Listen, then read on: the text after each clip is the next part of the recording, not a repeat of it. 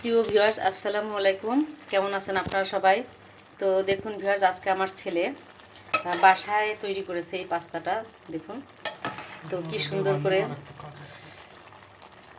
এখনো পুরোপুরি রেডি হয়নি, আর একটু জাল হলেই এটা রেডি হয়ে যাবে। তো দেখুন কত সুন্দরভাবে বাসায় পাস্তা তৈরি করেছে। আর দেখুন গাজর দিয়েছে সাথে, আর হচ্ছে সুইট কর্ন। দেখুন কতটা সুন্দর লাগছে। কেনা পাস্তা কিন্তু এতটা সুন্দর হয় না, বাসায় তৈরি করলে সেটা খেতে আসলে অনেক ভালো লাগে এবং এটা স্বাস্থ্যকর খাবার, আর এটা খেতেও অনেক বেশি টেস্টি হয়।